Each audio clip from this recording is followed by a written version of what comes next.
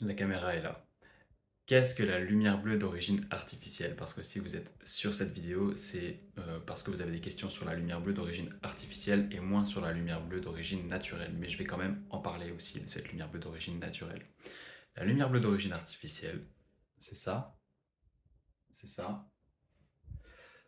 C'est toutes les lumières aujourd'hui qui sont allumées quand le soleil s'est couché dans notre société moderne. Donc c'est les lampadaires, les phares des voitures, désolé pour le lapsus, les phares des voitures, toutes les lampes qu'on utilise chez nous, évidemment les écrans, les publicités vidéo dans la rue, dans le métro, dans le taxi, dans le restaurant. Tout ça, c'est des LED, Light Emitting Diodes, ou alors des lampes fluorescentes, typiquement les néons.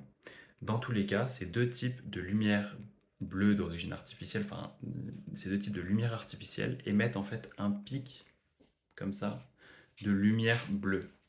La lumière bleue, c'est la lumière visible qui a la plus courte énergie, c'est-à-dire que c'est celle qui a le plus fort impact.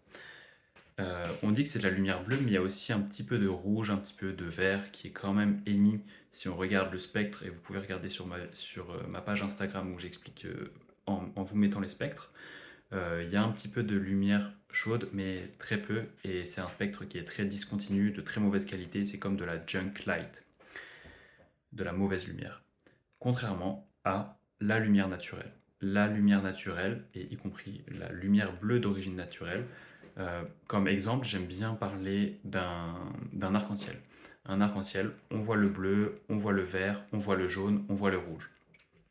Et euh, dans la lumière, dans la lumière naturelle, ce spectre, il est continu, c'est-à-dire qu'on a à peu près les mêmes quantités de bleu, de rouge, de vert, etc.